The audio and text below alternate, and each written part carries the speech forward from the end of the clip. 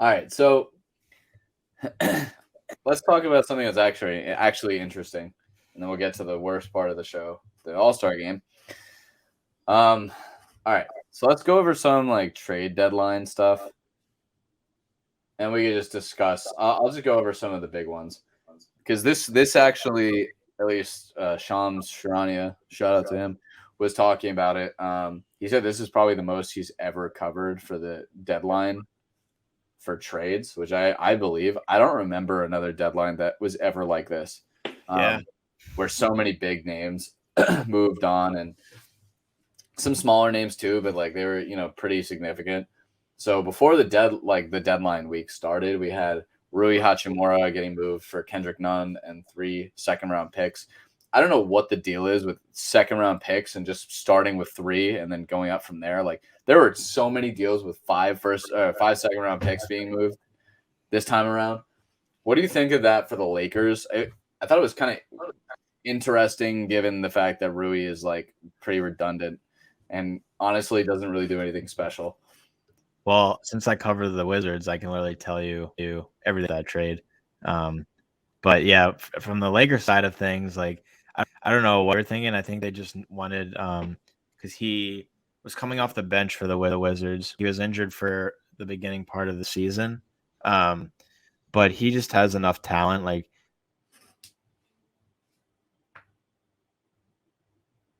Your audio cut out again. I can't hear you. Can you hear me now? Yep, I hear you now. He was a productive bench player for the Wizards, is what I was saying. So I think the Lakers were just looking for some more depth.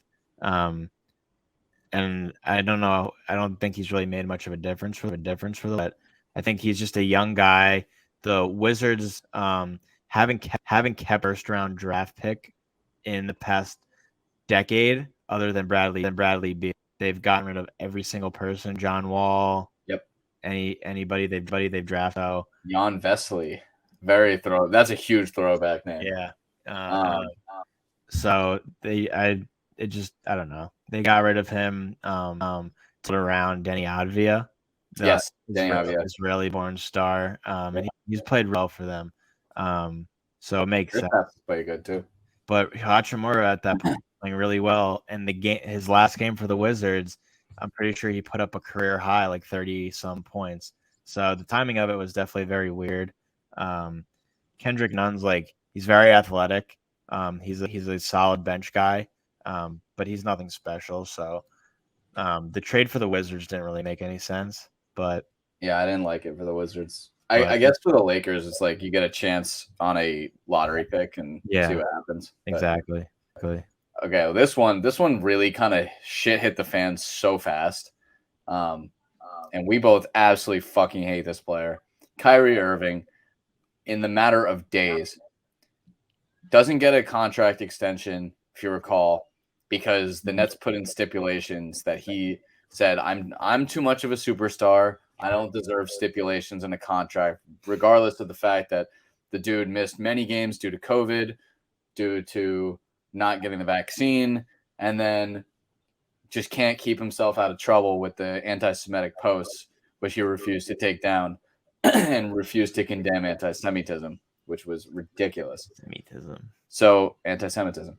So he requests out, and then like the next day gets traded. The Mavericks took a swing. They get Kyrie Irving. They had to get Markieff Morris as well for the contracts to match up. And then the Nets restart again. And at this point in time, the news that was coming out of the Nets organization was this is a move to build around Durant. So they got Spencer Dinwiddie coming back, which I loved that Nets team years ago. If you remember, we went to a game to watch them against the Sixers. The Dinwiddie, D'Lo team. It was so fun. So they bring back Dinwiddie. He makes them a little bit more attractive, if you saw that. Dorian Finney-Smith, 2019 first-round pick and 2 seconds, which is pretty cheap for Kyrie Irving. But they obviously just wanted to get him out and then move on. What do you think of that for the Mavericks taking that swing, knowing that he's an unrestricted free agent, and the Nets getting out from under for only really one first-round pick, which is in 2029, which I guess they're hoping that Luka dies. Yeah, And, it I was don't know. very surprising. I did not think he was going to go to Dallas. I thought he was going to go to the Clippers. But yeah, I don't know. I think it's going to come back to bite the ass. I think he's going to just He's gonna leave. it's just where trouble goes, trouble follows. I don't even know if that's a saying, but it I don't think so, but I got what you were saying. sounded pretty cool in my head. But Kyrie's just trouble wherever he goes, and I think he's just gonna find something he doesn't like in the Dallas organization, whether it's beef with Mark Cuban or Luka being the spotlight of it. Which I thought at the beginning of the year, Luka was MVP, and obviously he got hurt. But now with Kyrie, it's not going to help him at all. And Jokic just seems to be running away with it, which pisses me. But that's another story. But yeah, I don't know. I mean, there'll be a playoff team.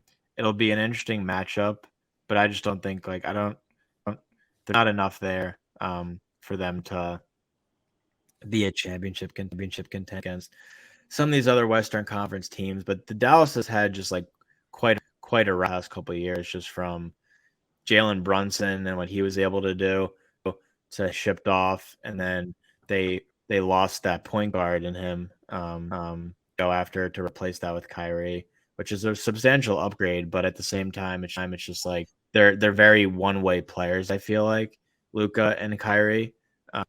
So it'll be interesting to see come the end of the break what they're able to really do together.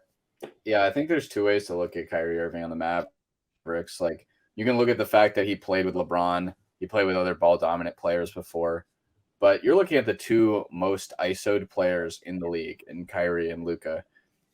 And I just don't see Kyrie Irving wanting to share the spotlight. I think they're going to lose him in free agency, and this will all be for nothing.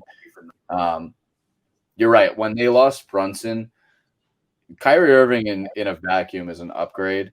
But what Brunson adds with leadership and passing ability, and not that Kyrie Irving can't pass, he just wants to be the focal point.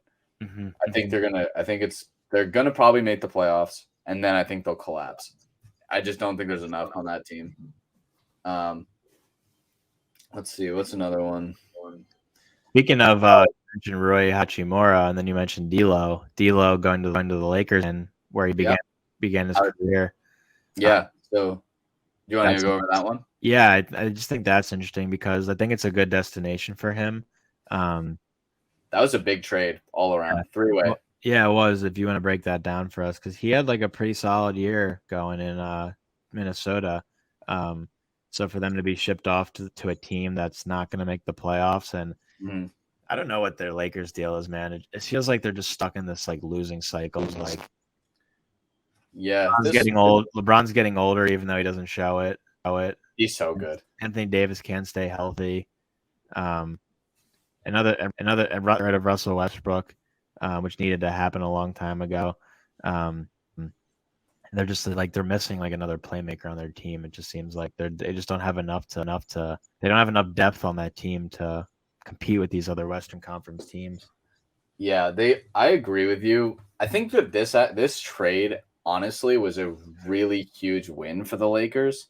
The overall trade was D'Angelo Russell, Malik Beasley, and Jared Vanderbilt to the Lakers. The Timberwolves get Mike Conley and Nickeil Alexander-Walker along with 3 second-round picks.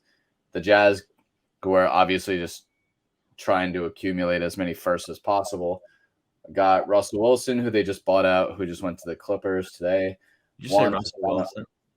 Did I? Russell Westbrook. Juan Toscano Anderson, who's just fine, and Damian Jones, who never amounted to anything, and a 2027 first-round pick, which is honestly the only thing that matters in that deal for them. You know, it would be pretty cool, and I doubt this will happen. But if the Western Conference playing game was the Warriors versus the Lakers, that would be a good game. That'd be pretty crazy. No one would have expected that to happen, and I'm pretty sure that did happen 2 or 3 years ago. Mm-hmm. I mean, yeah, and Steph Curry just got hurt again too. So yeah, I don't know. I think in a vacuum, just looking at this deal, like obviously the Jazz get the shit end of the stick, but they get the 2027 first, which is all they wanted. And then you have Mike Conley, who's getting pretty old, but he's still solid for the Timberwolves, which I don't really get why the Timberwolves make this deal. I don't think it makes them better. And in fact, I think they really get worse losing D'Lo and Jared Vanderbilt, who's like a very solid role player. For the Lakers, I really like this deal. This deal in particular. I think you're right. Like I think they're in a never-ending loop of losing, and they don't have enough still. But this deal alone, having D'Lo come back, Malik Beasley is a solid player, and Jared Vanderbilt's a really good role player. Like this is a really good deal for them. I don't really get it for the Timberwolves. Like Mike Conley's not an upgrade, so I don't really. It's not, especially after the season when they went in to get Gobert. Oh my God, the 5 first rounders. That is going to go down as one of the worst deals in NBA history. Yeah. Okay, here's another one. You'll love talking about this one. Knicks get Josh Hart. Yeah, boy.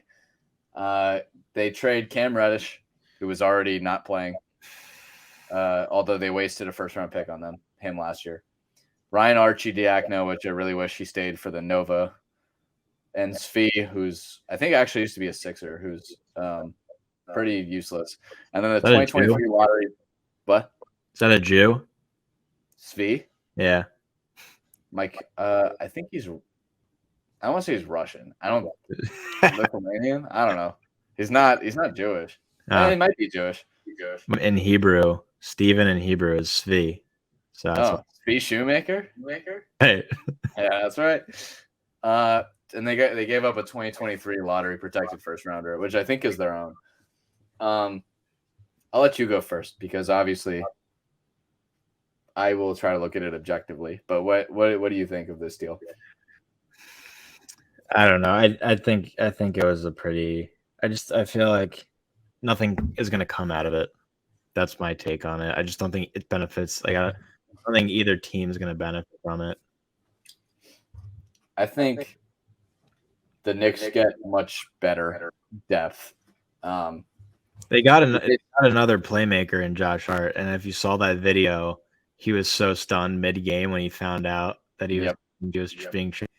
Find out mid-game is like heartbreaking, but just to find out in general, he probably did not. I mean, I don't know what he knew, but I would not think that Josh Hart was going to be traded. Yeah, so definitely. Like you love seeing the Villanova reunion. I love seeing that.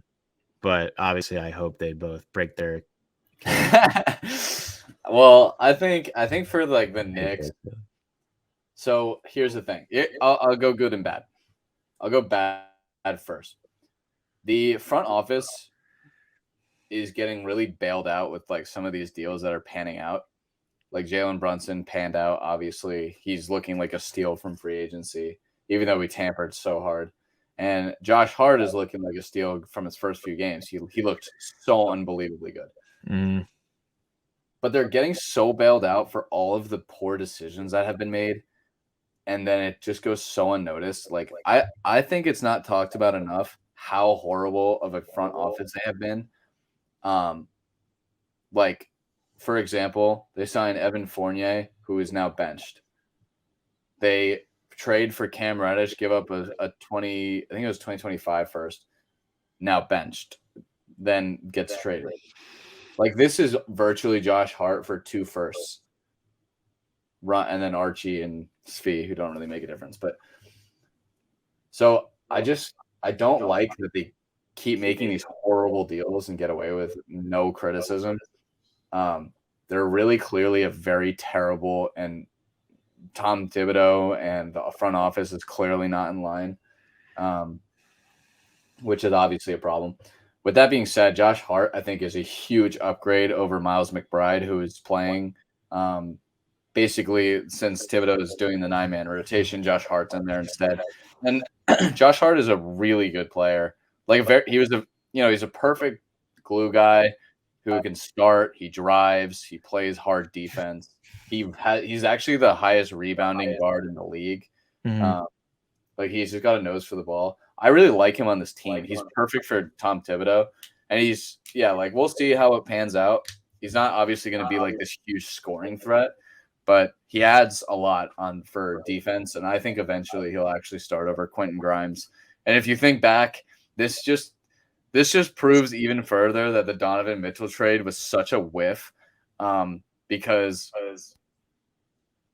Quentin Grimes hasn't proven to be anything more than a role player, and the other guys that they would have traded also haven't. RJ Barrett's, in my opinion, taken a massive step back this year.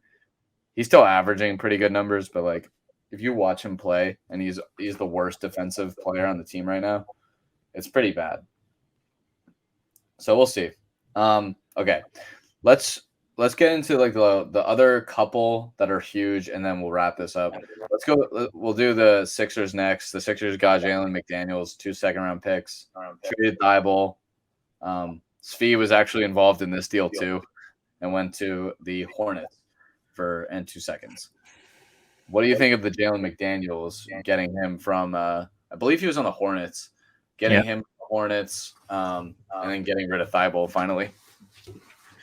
I didn't like the move, honestly. I don't think anything for us. Matisse was like one of our best defenders, but he do jack shit on offense. So I wish they could have utilized him in some type of larger trade package in the future. Because it stinks. It feels like they just kind of threw him away. You know who he really reminds me of is Andre Roberson. Yeah. Back in the day. You see that? Like, yeah, Andre Roberson. He at least had somewhat of a jump shot, though. Matisse No, Andre Roberson was. Oh, you're saying Matisse has a jumper? No. Andre Roberson had a horrible jump shot. I'm pretty sure he was a pretty solid 3-point shooter for them. When Kevin Durant and like Russell Westbrook would just like kick it to him. I don't know. Maybe like stunk. I remember him sucking. But yeah, I think this is a really lateral move, to be honest. Jalen McDaniels is like fine. I don't know. Matisse, I'd say, is a better defender, but it's pretty lateral. Is that stipulation still in place with Canada that he couldn't go into Canada and play, or that was just over the playoffs? That was just over the COVID, wasn't it? Yeah, I think you're right. Okay, so there's two other big ones that happened. And no, I'm not talking about Mike Muscala to the Celtics. There's the Raptors, who get Jakob Poeltl from the Spurs, who used to have him. Sorry, I mean the Raptors used to have Jakob Poeltl. There was a lot of homecomings in this year's trade deadline. Jakob Poeltl comes back to the Raptors. They give up a first and 2 seconds, and Khem Birch, who is nothing. I don't know if this really changes anything for them. The Raptors make no sense to me. Everyone thought they'd be sellers. OG Anunoby is going to be a free agent. Fred VanVleet, I think, also is a free agent after this year. I don't know what the hell they're doing. They're not a playoff team, to me.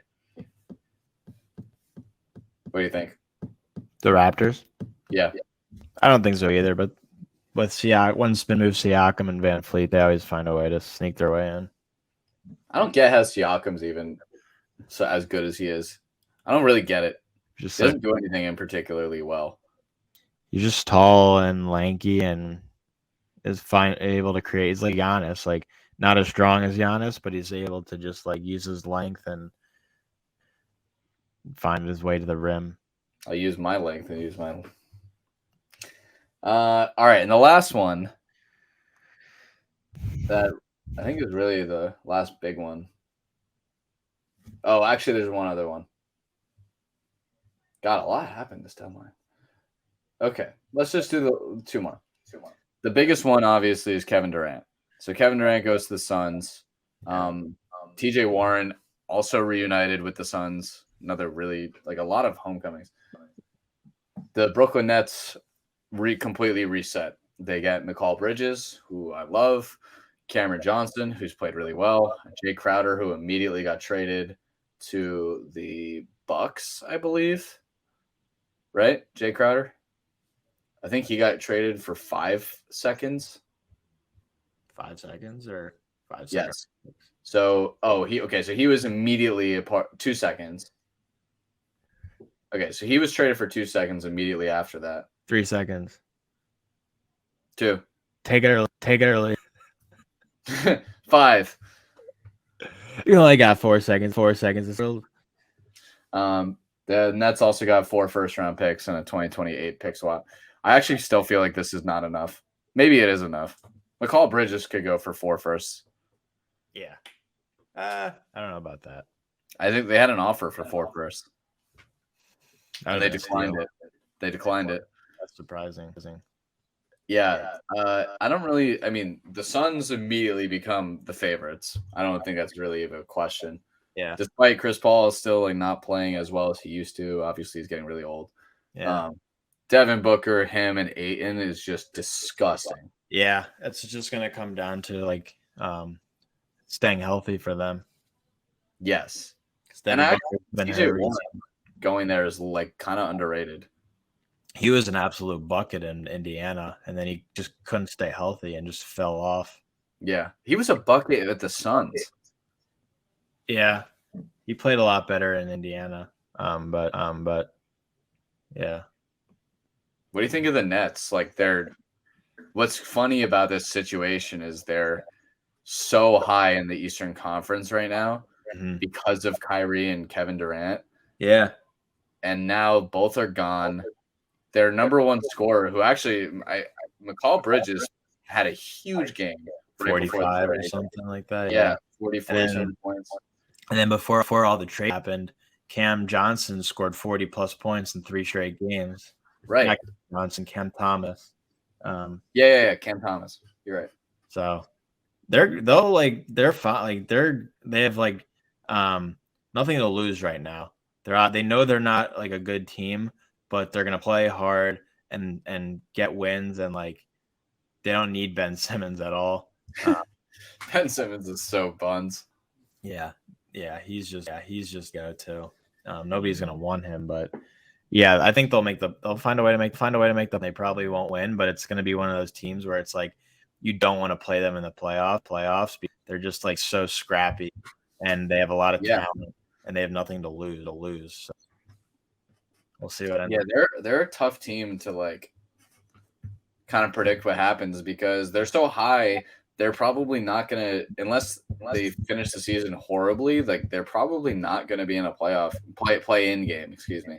They'll probably just make the playoffs, and then it becomes can Spencer Dinwiddie, Mikal Bridges, Cam Johnson, Cam Thomas, Seth Curry. Really not Ben Simmons, but Ben Simmons. Nick Claxton, who's having a hell of a year. Yeah. Can they will the team to like this team, what it is right now, really reminds me of like when D'Lo, Spencer Dinwiddie were together because they had no business being where they were. Mm-hmm. I agree. I don't know, and yeah, so that'll I think be beneficial for both teams. That was a divorce that was coming no matter what. Yeah. And the last trade I really want to get into is the most important player, Kevin Knox, getting traded to the Warriors. 5 second rounders. This was kind of a interesting one. They get 5 second rounders for James Wiseman. The second rounders immediately get traded for Gary Payton, who's then hurt. And Sadiq Bey somehow goes to the Hawks. Yeah. Which I feel like they came out easily the top of that trade. Yeah, they have a lot of good players. They're another team that's like been very quiet this year. The Hawks. With like Trae Young and then bringing in DeJounte Murray, DeAndre Hunter. They still have Bogdanovich on that team. Yep. Do they still have Gallinari? No, they lost Gallinari to the Celtics, and then he tore his Achilles. Right. But they still have a lot of talent, and bringing in Sadiq Bey, who played very Detroit. Great player.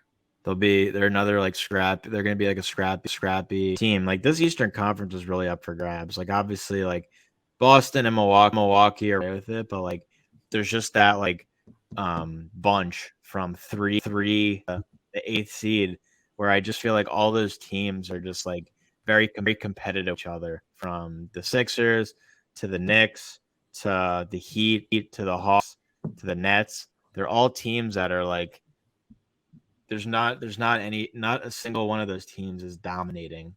Like They're all within 5 games of each other, actually. Like I'm it just should looking be- at the standings right like now. it should be the Sixers, just with what they have with Embiid and Maxey and Harden, but there's just these like scrappy teams like that could give us fits in the first round. Yeah, like it's the Sixers and let's see, the Cavaliers are 2 games How about the back. Cavs? They're another contending team. They're a good team. And then yeah, I'm surprised that I didn't realize the Heat were a spot behind the Knicks. They're a half game behind the Knicks. Yeah, they're coming for you. And then the Hawks are 3 games behind the Heat. And then the Wizards.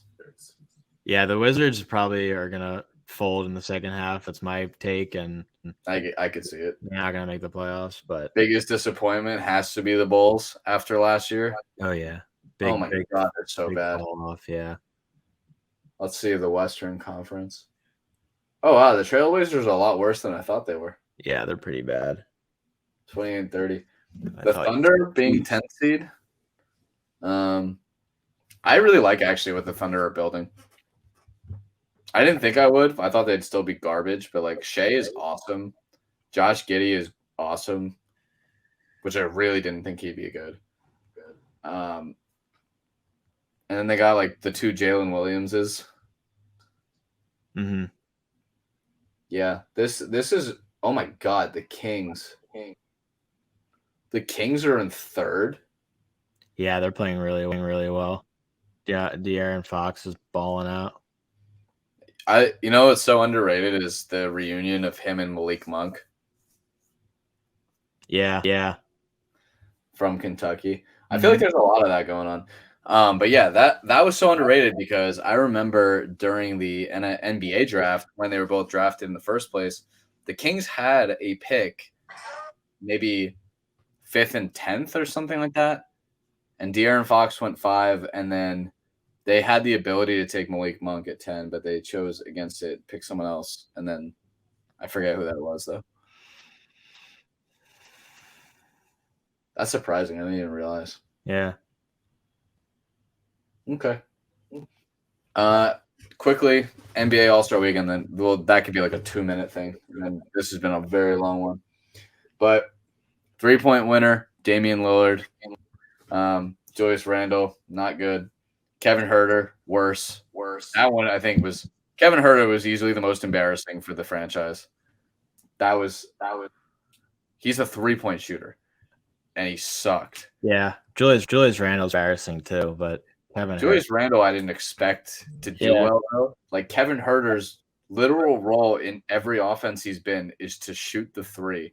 So that was pathetic. Yeah, I just felt like there were a lot of good 3-point shooters in there, like Tyler Hero and Buddy Hield, a past champion. But I just feel like it was just too much of a lock to not bet on Damian Lillard to win. Well, Tyrese Halliburton, he had 31 in that first round. Like he just folded in the second. He's been what a fucking trade he's been for that team. I guess it really hasn't halted the Kings, but yeah. Dunk contest. Mac McClung gets signed by the Sixers 4 days before. We finally won. They won something. Finally winning the title for the city of Philly. He was unreal though. He was. It would be so interesting. I want to go to a game when he plays just to see he's not playing. That's the thing. He's gonna be literally we'll go back to the G League next week. He's gonna get no playing time and to join the halftime dunkers. Let's see what you can do on this trampoline, Mac. Yeah, exactly. He had some insane dunks though. That contest was terrible, and he made it somewhat enjoyable. It was a really bad dunk contest. I feel like they have just fallen off since 2016. Zach LaVine and Aaron Gordon. That was the coolest one I've ever seen, and it has been an atrocity. Yeah. They need to find a way to bounce back. One with Zion and Ja Morant Yeah, Ja refused to ever be in it. Like, come on, dude. I hate Ja Morant, Definitely. honestly. The All-Star game I watched maybe a quarter of. It was the worst game I've ever watched. It Like, always is. They play no defense. They just go up and down and give each other alley oops and open layups and open 3-point shots. Some of the plays are like impressive, like Damian Lillard just drilling half court jumpers. yeah. Tatum couldn't be stopped. Like Tatum set a record for scoring in the All-Star game, which I don't really know if is that impressive, but I guess it's something. I feel like the biggest headlines are just the fact that both the captains get injured in an All-Star game. That has to be the biggest headline.